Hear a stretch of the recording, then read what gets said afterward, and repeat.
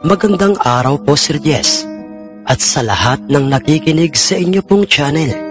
Ako nga po pala si Keyo, Tubong Visayas, at ang kwentong ito na nais kong ibahagi sa inyo ay totoong nangyari sa buhay namin ni Itay, sa buhay namin ni Itay Jesus. Namulat po ako, Sir Jess, na tanging ang pagsasaka lamang at wala ng iba pa ang pinakang pangunahing pinagkakakitaan ng aking ama. 5 kaming magkakapatid at ako ang pinakang panganay sa aming lahat.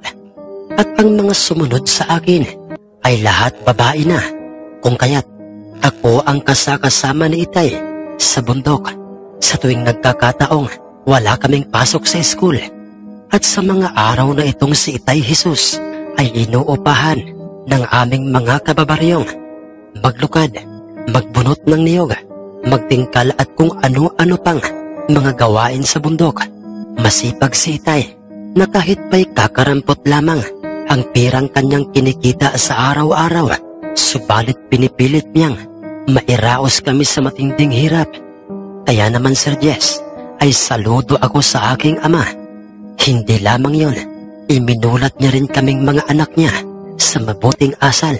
Ang totoo po niyan, Sir Jess, sa aming pareho ay matagal ng uso ang bisyong sabong. Hindi lamang sa aming baryo, kundi kahit saang lugar na nasasakupan ng aming bayan noon ay halos ang sabong na ang kanilang ginagawang hanap buhay. Mga kalalakihan o mga amang mahihilig na magsabong at mag-alaga ng mga manok panabong, at isa si Itay Jesus sa kanila. Dahil si Itay ay kinamulatan ko ng isang sabongero. Maliit pa lamang ako noon, Sir Jess, ay nakikita ko nang meron siyang mga manok panabong na nakatali sa loob ng aming bakuran, mga palahi at iba't ibang mga uri o klase ng mga kulay at pangalan ng mga manok panabong.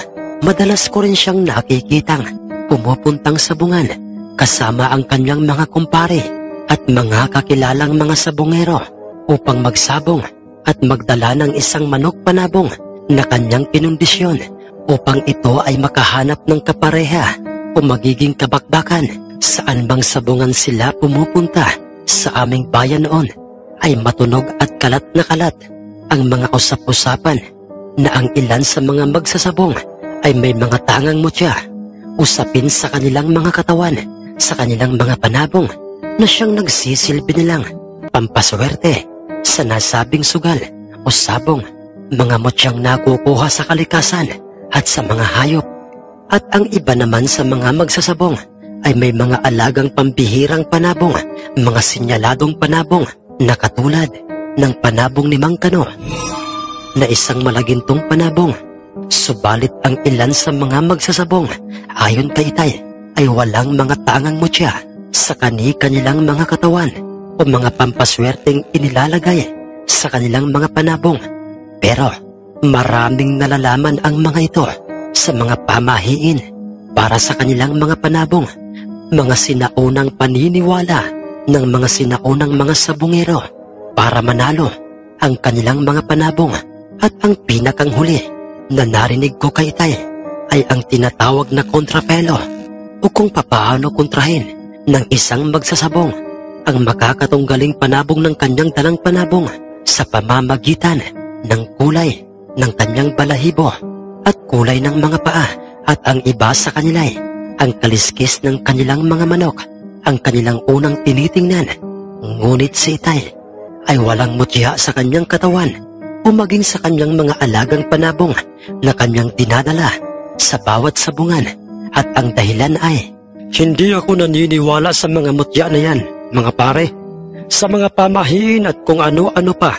Dahil para sa akin ay kung talagang mananalo at siswertehin ang iyong alagang panabong, kahit ano pang makakabangga niya ay pababagsakin niya ito. Ang sabi ni Itay sa mismong kanyang mga kumparing kaharap sa inuman nang minsang magkataong kaarawan ni Itay, kung saan ay ang bisyong sabong ang paulit-ulit kong naririnig na kanilang pinag-uusapan. Totoo yan, pare. Paniwala ako dyan. Pero ay maiba-iba pa rin kung meron tayong tangang mutya para sa ating mga panabong, di ba? Dahil sa malaki rin ang ating pag-asang mananalo sila sa bakbakan, lalong-lalo na kung sweswertehin pa sila sa araw ng kanyang laban. Ang dinig kong sabi kay Itay ni Mang Kulas, isa sa mga kumpare ni Itay. Tama, paring Isos. Tingnan mo ang panabong ni Karyo, yung kanyang panabong na tinatawag niyang ultraviolet. Nakailang panalo na yun, paring Isos. Dahil usap-usapang si Karyo ay may tangang mutya usapin para sa kanyang alagang ultraviolet. Ang sabi naman kay Itay ni Mang Agoy, isa rin sa kanyang kumpare at palaging nakakasama ni Itay saan mang sabungan at isa ring sabungero, at ang taong kanyang tinutukoy ay si Mang Karyo, ang tanyag na sabungero sa aming bayan noon. At ito ay nakatira sa aming mismong bayan. Nakilala ito ng mga magsasabong dahil sa marami ng biniktimang mga fighter na panabong ang kanyang ultraviolet. Totoong lahat ng mga sinabi ni Mang Agoy na merong tangang mutya para sa kanyang ultraviolet itong si Mang Karyo, dahil marami na sa mga sabungerong nakakapansin sa kanyang sinisiksikan niya ng maliit na palara ng sigarilyo na kung anong merong laman sa nasabing palarang yon na kanyang isinisiksik sa paanan ng kanyang ultraviolet malapit sa pagtatalian ng tari, bagay na nagbibigay ng kakaibang tapang, liksi at lakas sa kanyang bolik na panabong, at nagiging bihag na ang lahat ng mga panabong na makakabangga ng kanyang ultraviolet. Hindi lamang si Karyo, paring Jesus, ang sabongerong tanyag na merong mutya dito sa ating bayan, kundi si Terso de la Reba, o mas kilala sa tawag na si Kano. Di ba mga pare, kilala niyo siya? Yung sabongerong taga-kabilang probinsya. Nako, bukod sa usap-usapang isang immortal, isang inkantado, at totoong hari ng sabungan ng kanyang malagintong panabong, ay maingay din ang usap-usapang meron itong tangang mutya sa kanyang katawan na konektado sa kanyang malagintong panabong. Di ba mga pare? Ang dagdag pang pagkakasabi ni Mang Kulas kina Itay, dahil sa itong si Mang Kulas ay naniniwala sa mga mutya para sa mga panabong. Katunayan ay, sa tuwing sasapit ang mahal na araw, Sir Jess, ay halos galugarin na niya ang gubat, makahanap lamang ng mutya. Kung sa bagay pare, tama ka riyan, paring Kulas. Si Kano at ang kanyang malagintong panabong ay talaga namang labis-labis akong hinahangaan. Dahil sa ang totoo niyan mga pare, sinisikap kong makahanap ng isa sa aking mga panabong na magiging fighter, o yung pwede kong ibangga sa malaginto ni Kano pagdating ng araw, hindi upang ipahiya si Kano, kundi para sa akin ay isang malaking karangalan na makaharap ko sa gitnang bahagi ng sabungan, dala ang aming mga panabong, ang kilalang respetadong sabungerong si Kano. Pero parang imposibleng mangyari yon, ang sabi ni Itay sa harapan ng kanilang pinag-iinuman. Hindi malabong mangyari yan pare. Paring Isos, huwag kang mag-alala. Darating ang araw na makakahanap din o magkakaroon din tayo ng isang mandirigmang panabong na pwede nating ibangga sa totoong hari ng sabungang si Malaginto.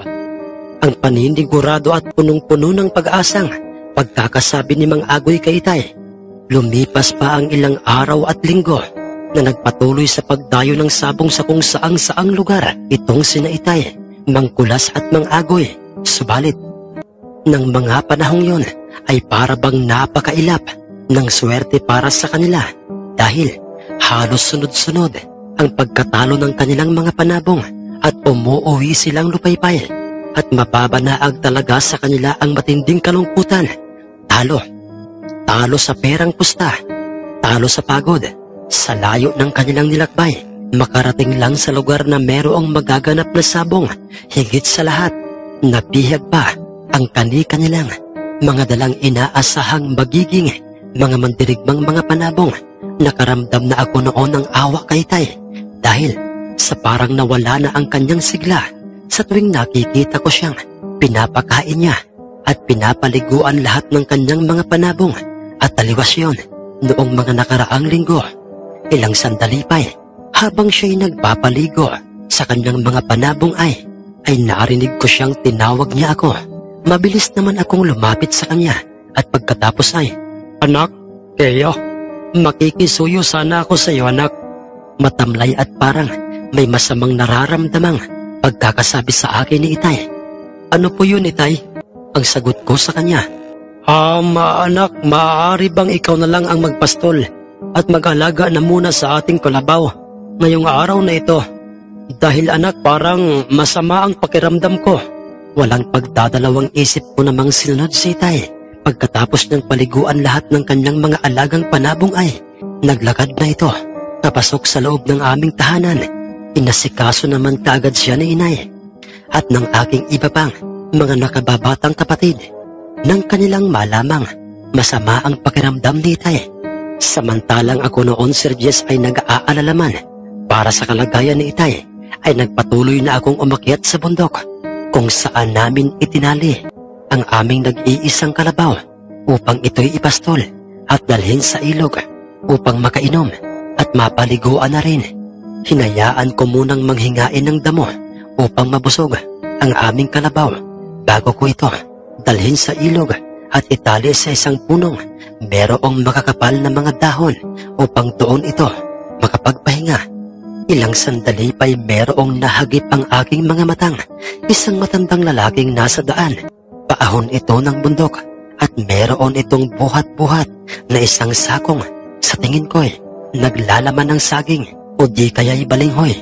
Medyo hirap nang maglakad ang nasabing matandang yon dahil sa tingin ko'y merong kabigatan ang sakong kanyang buhat-buhat. Kung kaya't ang aking ginawa'y walang pagdadalawang isip kong itinali pansamantala sa puno ng bayabas ang tali ng aming nanghihingaing kalabaw. At pagkatapos ay mabilis akong naglakad papalapit sa nasabing matandang lalaking yon. At nang sa aking tansay, may ilang agwat na lamang ako sa kanya'y nagwika ako sa nooy, nakayuko at hirap ng matandang. Lo, sino po kayo? At para bang bago lamang po sa akin ang inyo pong hitsura. Akin na po, Lo, yung inyong buhat-buhat na sakong yan. At ako na po ang magdadala sa inyo pong bahay. Hindi niya binanggit sa akin kung ano ang kanyang pangalan. Sa halip ay kanya akong initian. Sa kamarahan niyang ibinaba sa lupa ang sakong kanyang pinapasan. Nako, iho, maraming salamat sa iyo. Pero baka maabala kita. Malayo pa kasi ang aking kubo. Kubo? Saan po, Lo? At kaninong kubo? Sa inyo po ba? Wala po kasi akong ibang alam na kubong nakatirik dito sa bundok, kundi kay Tatang Juan lang po. Ang sabi ko sa kanya habang buhat-buhat ko na ang nooy. Sakong sa aking tingin ay saging ang nilalaman noon at may kabigatan din ang nasabing sakong yon at ako ay naglalakad ng sumusunod sa kanya. Matagal na akong naninirahan sa kubo kong yun at talagang walang ibang nakakarating doon, iho, dahil sa yun ay hindi nakatirik malapit sa daan. Ganoon po ba, Lo? Kaya pala hindi ko po alam na kayo po ay mayroong kubo doon. Pagkarating namin sa kanyang kuboy, masyado akong nagtaka dahil sa ito ay hindi isang pangkaraniwang kubo lamang na katulad ng aking nakikita sa aming mga kabaryo.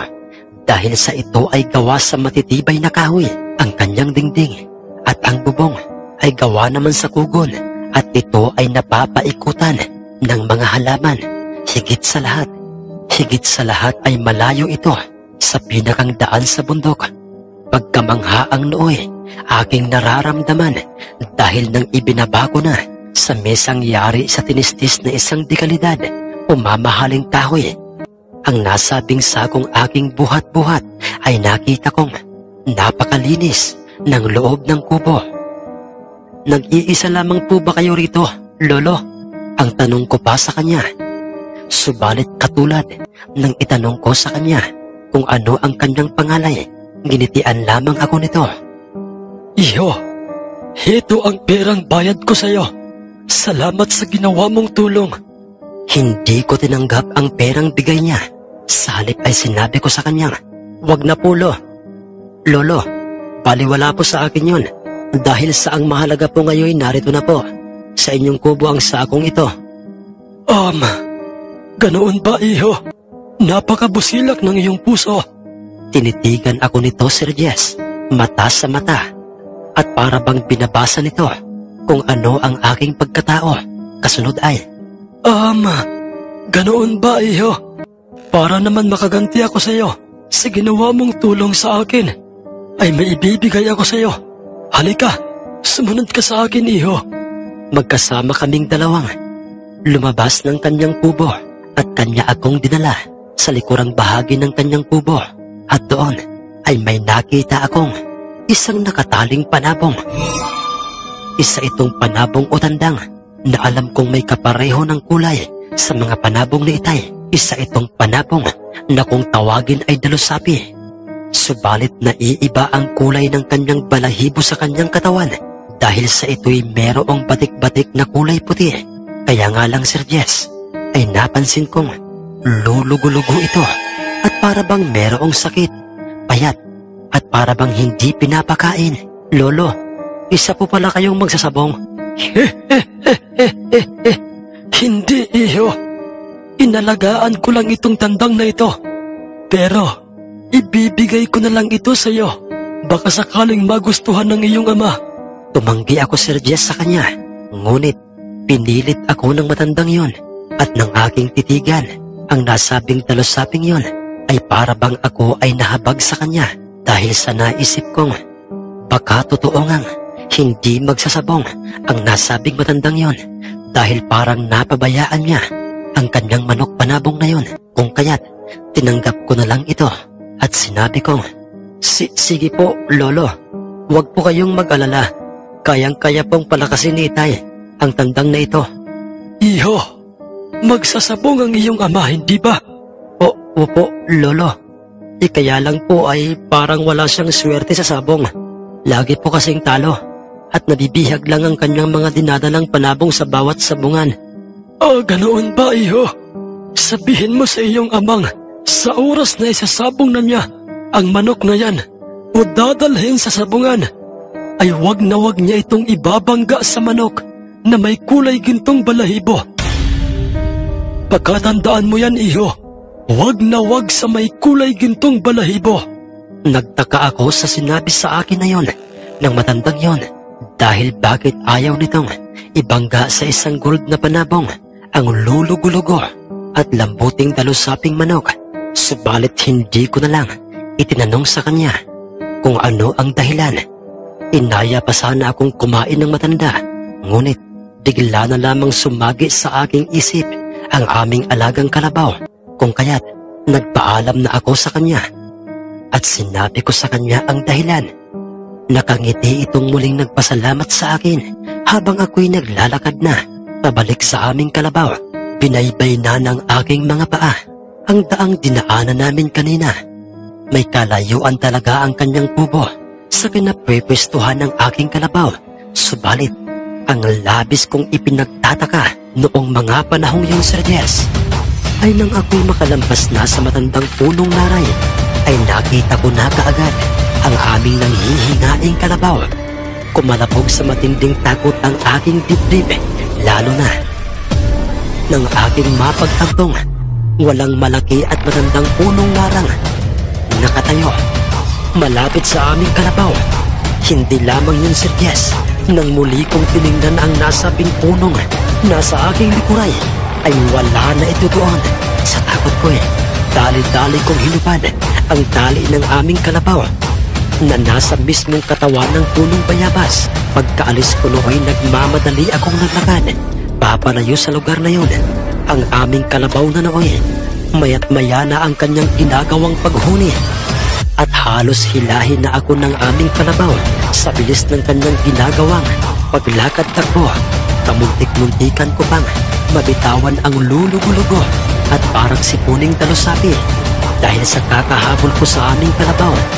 Tumigil lamang ang aming kalabaw nang ito'y makarating na sa ilog at may ilang agwat na ang layo noon sa aming pinagmulan. Ano bang misteryo ito? Papaanong hindi ang mga usap-usapan tungkol sa matandang nagpapakita sa bundok? Hindi kaya anong araw ngayon? Biyernes? Hintakot ang sabi ko noon sa aking sarili dahil sa doon ko pa lamang naalala ang tungkol sa mga usap-usapan ng mga tao. Lalong-lalo na nga ng mga magbubukid ang tungkol sa matandang nagpapakita raw sa bundok na nasa aming lugar. Marami nang nakakita sa kanya, pero pagdikit at pagdilat ng mga mata ng mga ito hindi na nila ito muling nakikita pa. Katunayan, Sir Jess, maging si Itay Jesus ay minsan na raw niyang nakita ang matandang yon. Pero bigla na lamang daw itong naglahong parang bula sa kanyang paningin.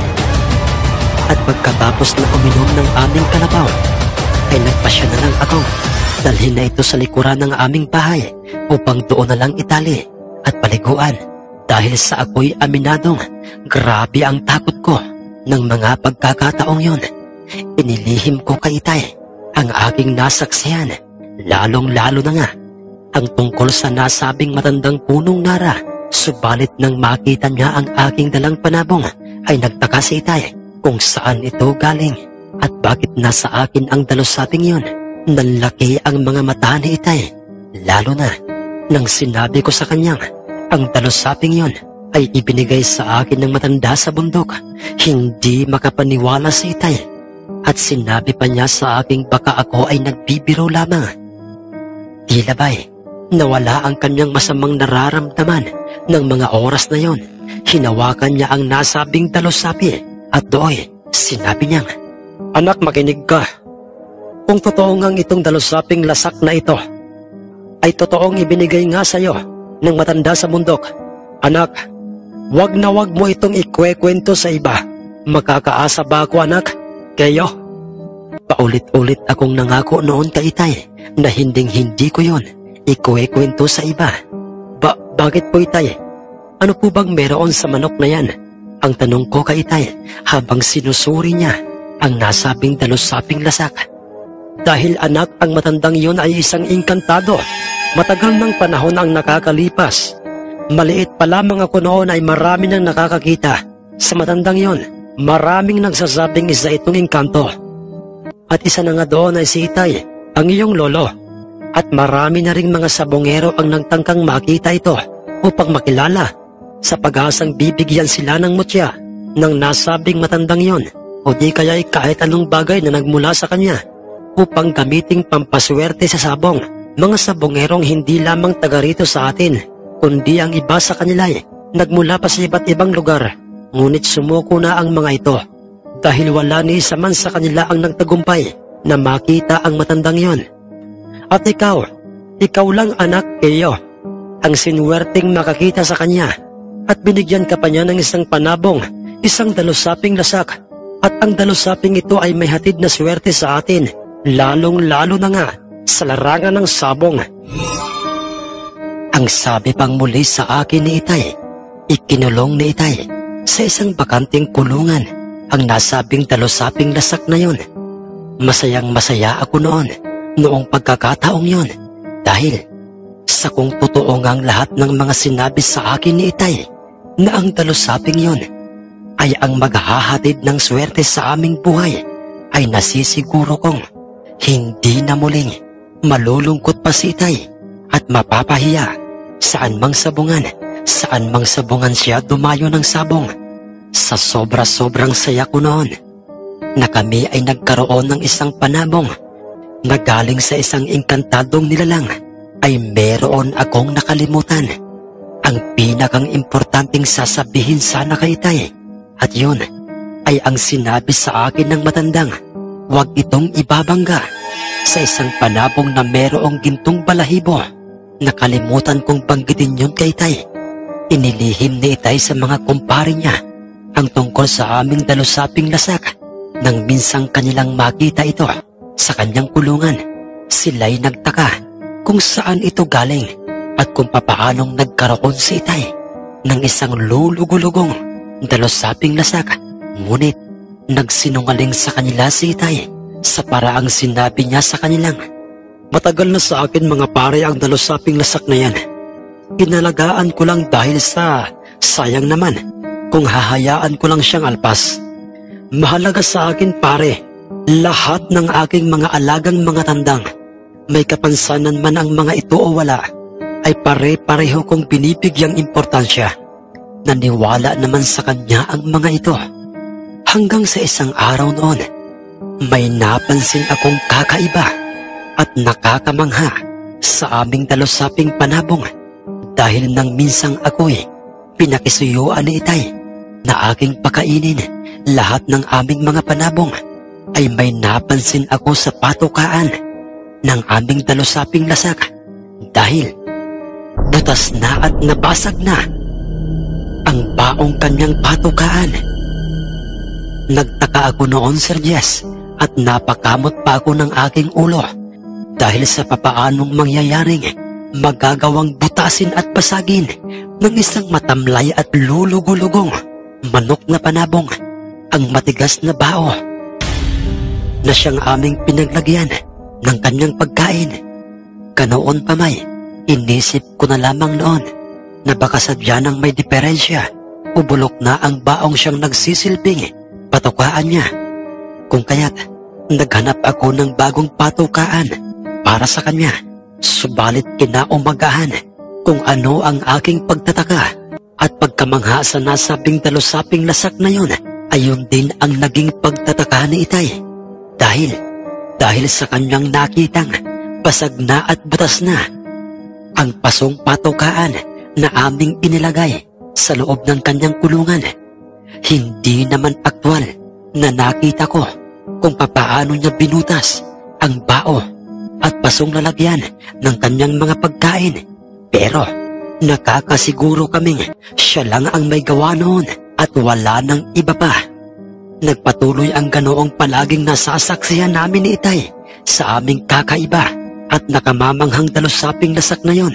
Hindi lamang yon, hindi rin ito sumisigla, hindi lumalakas o gumaganda ang kanyang katawan, na kahit pa'y anong bitamina at mga mamahaling pagkain na ang ibinibigay namin sa kanya, sapagkat ito'y nananatiling lalamya-lamya kung kumilos, yung tipong hindi talaga ito maaasahan.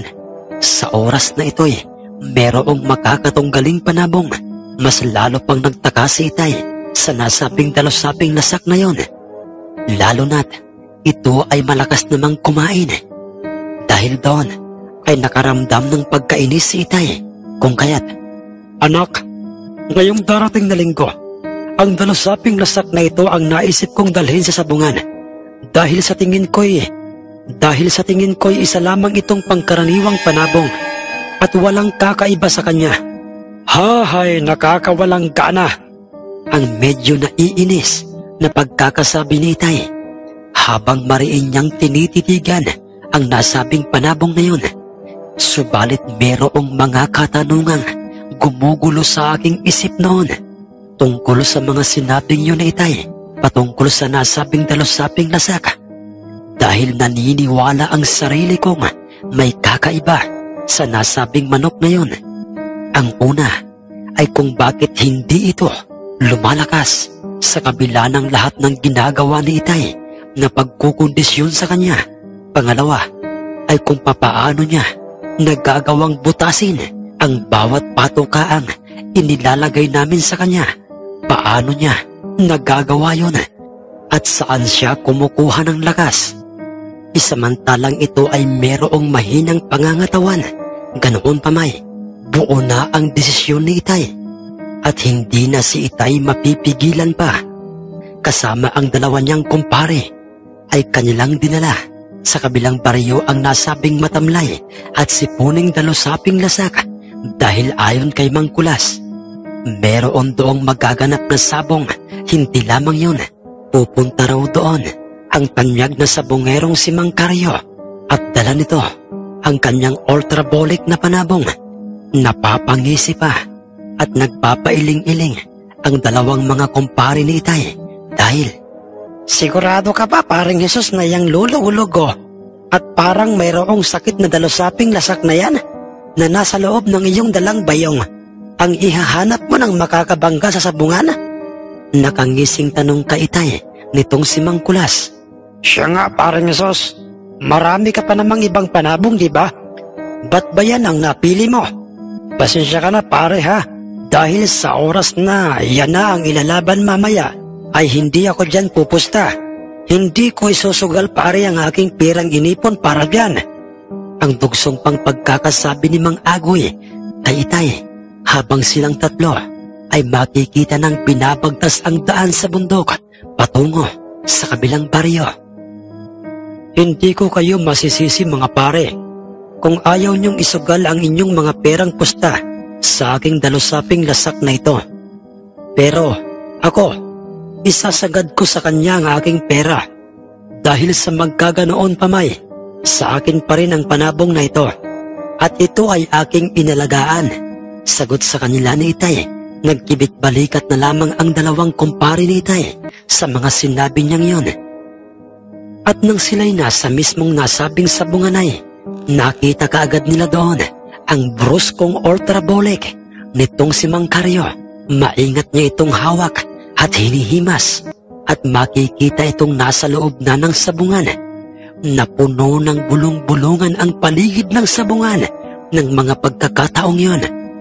At sa iisang direksyon lang, nakasentro ang kanilang mga paningin sa direksyon ng nooy nakatayong si Mang Karyo at sa kanyang hawak na isang ultrabolic. At nang inilabas na nga ni Itay sa loob ng kanyang dalang bayong ang aming dalusaping lasak ay nagtawanan at halos masasabing napahagalpak ng tawa ang mga mamumusta sa paligid ng sabungan. Kasunod ay samot-saring mga pangangantyaw ang kanilang sinasabi kay Itay. Lalong-lalo na nga sa nooy hawak niyang nagmistulang lantang gulay na dalusaping lasak. May mga nagsasabing si Itay daw ay nasisiraan na ng ulo. May mga nagsasabi ring si Itay daw ay parang baguhan at bata sa larangan ng sabong. At maging ang dalawang katabing kumpare ni Itay ay hindi na nga nila napigilan pa ang kanilang mga sarili. Napahagalpak na rin ng tawa ang dalawang kumpare ni Itay. Dahilan upang makaramdam ng hiya itong si Itay sa nasabing sabungan. Napayuko si Itay habang hawak niya ang aming dalusaping lasak.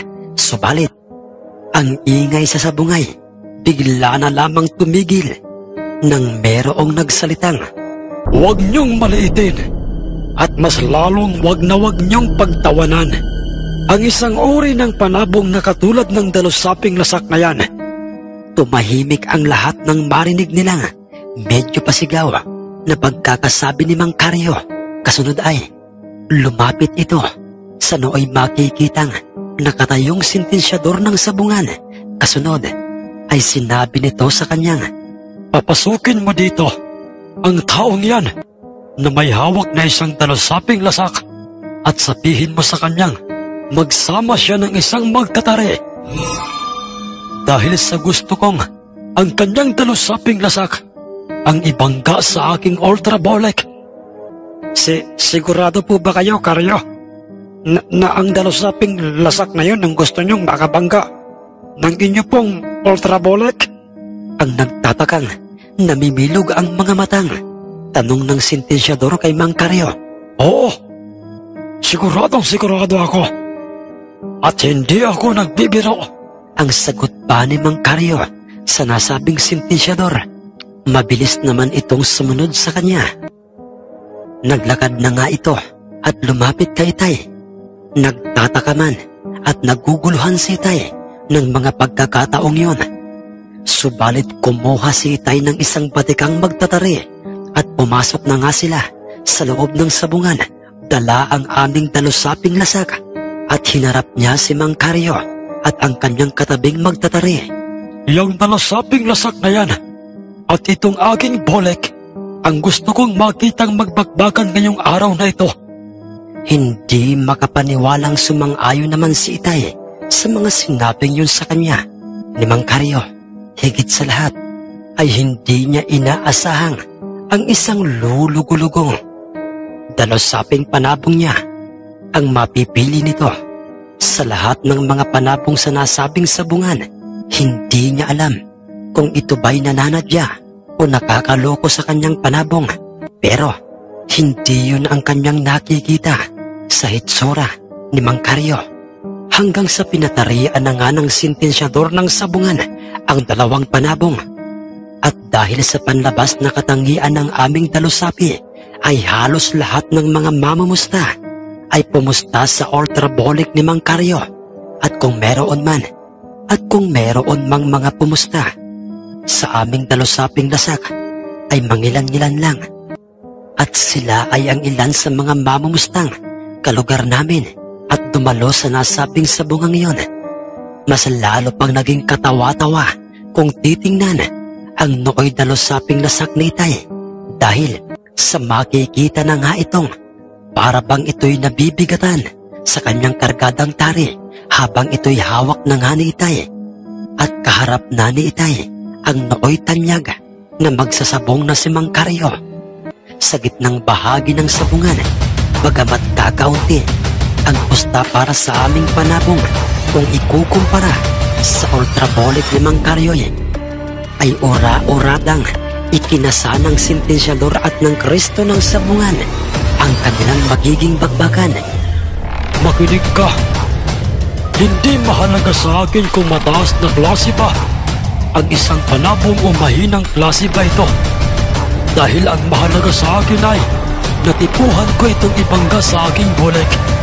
Pagkatapos na sabihin yun kay Itay Jesus ni Mang Karyo, ay magkasabay na nga nilang binitawan ang nooy. Pareho nang makikitang wala ng kaluban ang mga tari ng dalawang mga panabong. Pinalo kaagad ng sunod-sunod at agresibo ng nasabing ultrabolic ang dalusaping lasak ni Itay.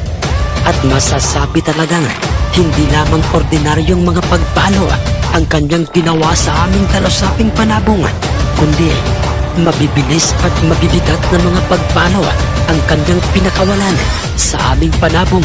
Marami ng mga mamumusta ang sumigaw at sinasabi ng mga itong tudas na ang aming panabong.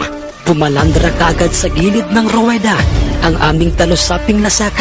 Mabilis naman itong sinundan ng ultrabolic at kinikigan niya ito at dinikdik niya ng dinikdik ang nooy.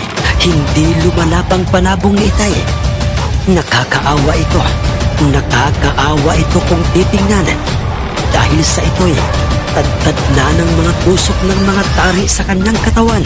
Hindi ito gumaganti ng pagpalo sa nasabing ultrabolic na kahit pa'y ito ay nagkakaroon ng pagkakataong pumalo sa bulig.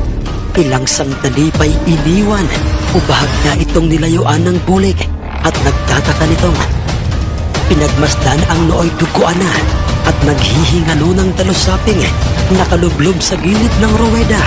Muli itong tumalon at pinalo niya ng pinalo ang aming dalusaping lasak. At nang ito'y kanya nangang tinantanay, buhay pa ang dalusaping lasak, ngunit bagsak na ang kanyang ulo sa lupang sahig ng sabungan. Hindi lamang yun, Sir Jess, basang-basa na ng mga dugong galing mismo sa kanyang katawan ang mga balahibo ng aming dalusaping lasak. Katulad ni Itay Jesus, makikita na rin si Itay na bagsak na ang kanyang balikat. Karihuin mo na! Karihuin mo na yung dalawang panabong na yan! Nang matapos na ang bakbakan ng dalawang panabong na yan! Pasigaw na pagkakasabi ng ilan sa mga mamumusta ng mga sandaling yun.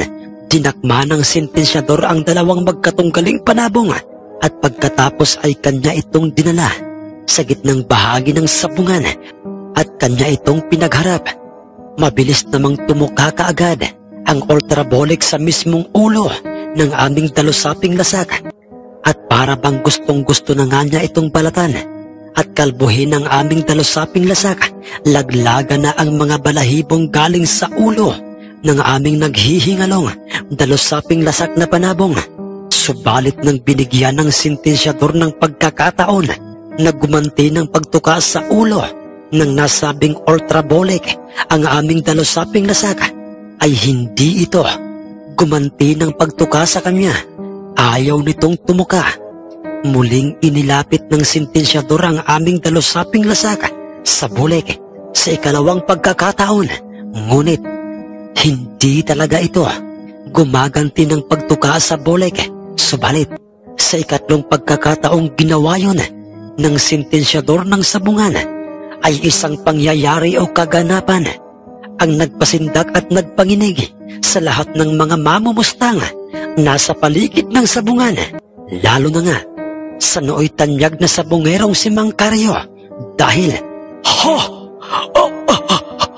Imposible ito! Paano nangyari ito? Anong klaseng...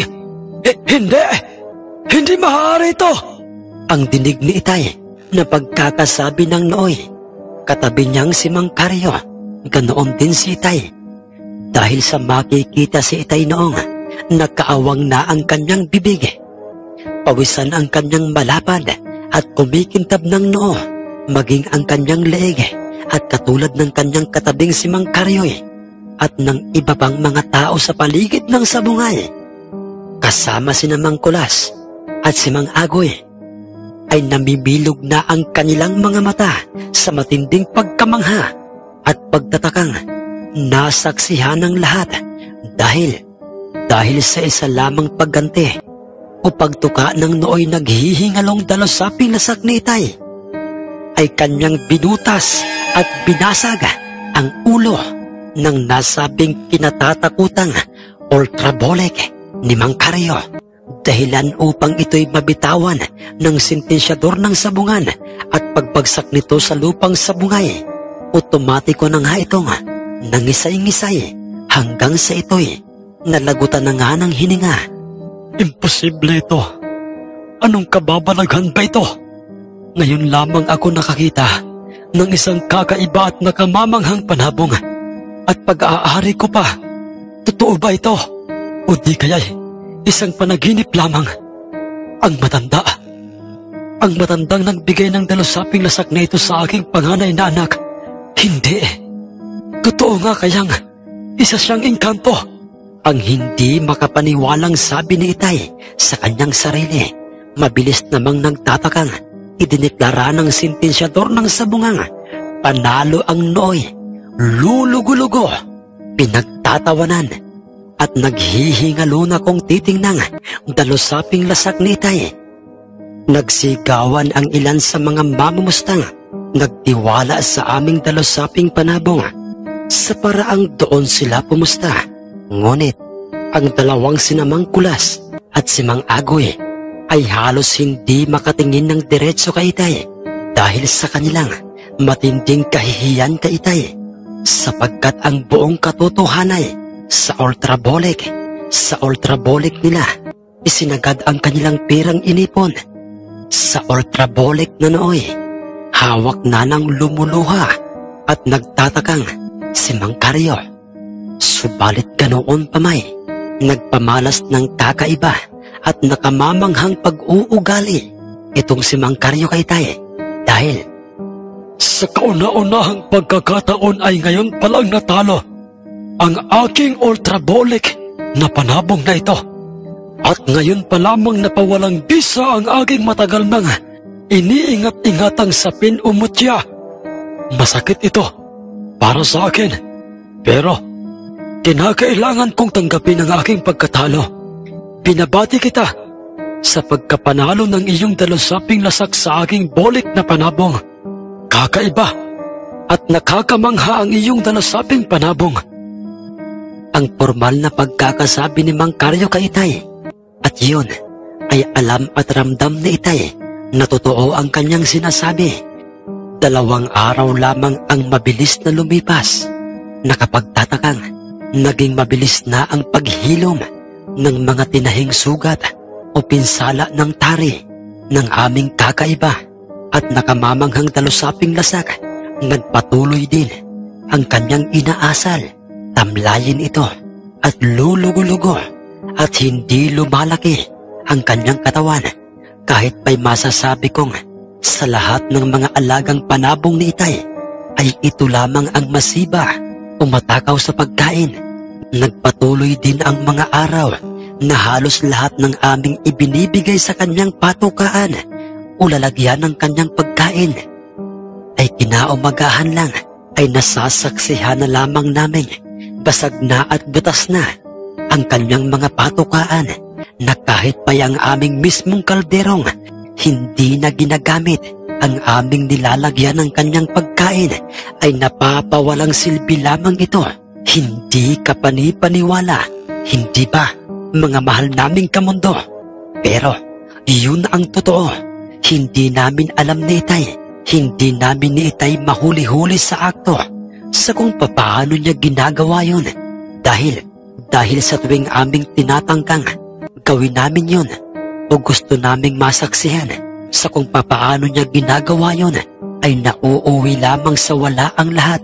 Pero sa oras na hindi namin siya pinapansin o aming binabantayang kumain, ay kinaumagahan, paniguradong butas na anumang patukaang ibinibigay namin sa kanya. Sa madaling salitay, maraming patukaan o lalagyan ng mga pagkain ang sinira at binutas ang aming dalusaping lasak. Mabilis namang kumalat at umugong ang tungkol sa aming kakaiba at nakamamanghang dalusaping lasak dahil marami pa itong binasag at binutas ng mga ulo ng bawat kanyang makatunggaling panabong. Subalit hindi ko pa rin nabanggit kay Itay ang paalala sa akin ng matandang nagbigay sa akin noon na wag itong ibabangga sa may kulay gintong balahibong panabong, lalo na sa isang sinyaladong gold. Huli na ang lahat nang mabanggit ko yun kay Itay dahil pinatay na ng isang may kulay gintong balahibong panabong ang aming dalusaping lasak. Isang panabong na hindi lamang tadtad ng sinyal ang kanyang buong katawan, kundi usap-usapan din itong isang inkantadong panabong at pag-aari ng isang respetado at tanyag na magsasabong at walang pagdadalawang isip na hinamon ni Itay sa mismong kanilang sabungan. Pinatay ang aming dalusaping lasak ng isang malagintong panabong at pag-aari ng isang magsasabong na si Mang Terso de la Riva o mas kilala sa tawag na si Mang Kano. Ganoon pa may katulad ni Mang Karyo ay bukal sa loob ni Itay na tinanggap ang pagkatalo ng aming dalusaping lasak sa malagintong panabong ni Mang Kano. At simula rin noon ay may natutuhang aral si Itay na kinakailangang makontento sa kung anong kakaibang panabong meron tayo at huwag nating ugaliing maghamon. Dahil sa yon ang magiging daan upang tayo ay mapahiya. Nagpatuloy sa pag-aalaga ng mga panabong at magsabong noon si Itay at naging inspirasyon niya ang aming dalusaping lasak. Iniingatan niya at inaalagaang mabuti lahat ng mga mahihinang alagang panabong niya. Subalit ang nakapagtatakay dahil sa halos lahat ng dalhing panabong ni Itay sa bawat sabungay, lamang na ang kanyang panalo kaysa sa talo. Isang araw noon nang ako'y nasa bundok at inaalagaan ko ang aming kalabaw dahil sa nagkataong si Itay ay nasa kabilang baryo kasama si Mang Kulas at si Mang Agoy upang magsabong doon, ay may nakita akong matandang lalaki at hindi ako maaaring magkamali. Siya ang matandang nagbigay sa amin ng dalusaping lasak at habang ito ay papalapit na sa akin, ay inaninag ko ang kabuuan ng kanyang hitsuray. At doon ko pa lamang napagtantong siya ay ang misteryosong matandang nagmamay-ari ng isang malaagilang hiraw at nakabangga ng malagintong panabong ni Mang Kano. At nang ito'y nasa aking harapan ay nag-uwi ka itong, "Hindi ka nakinig sa akin, iho. Hindi mo binanggit sa iyong ama na wag ibabangga sa kulay gintong balahibo ang dalusaping lasak na yon. Hindi mo yun nakalimutan, di ba, iho? Dahil sa yun ay sinadya mong wag sabihin sa iyong ama dahil sa ikaw ay nagkaroon din ng interes na pabagsakin ang totoong hari ng sabungang si Malaginto. Pakiramdam ko na ay para akong sinampal ng makailang beses sa aking pisngi dahil Sir Jess, mga mahal kong kamundo, yun ang totoo. Hindi ko nakalimutang sabihin yon kay Itay kundi sinadya ko yung wag sabihin sa kanya. Dahil sa isa ako sa mga binatang katulad ni Derek na nagkaroon ng intensyong ipahiya at pabagsakin ang nooy sikat at usap-usapang hari ng sabungang si Malaginto, ang panabong ng mag-amang si Fidel at Mang Kano. Tandaan mo ito, iho. Ang inggit ay walang mabuting idudulot sa isang tao. Ang inggiterong tao'y walang ipinagkaiba sa isang mamamatay tao. Ibinigay ko sa iyo ang tinusabing lasak upang subukan ka, pero mas nangibabaw sa iyo ang inggit. Maluha-luha ako noon, Sir Jess, nang marinig ko yon sa misteryosong matanda. Habang ito'y nakikita ko nang naglalakad ng palayo sa akin at pinupuntirya na ng kanyang mga paa ang malaki at matandang punong nara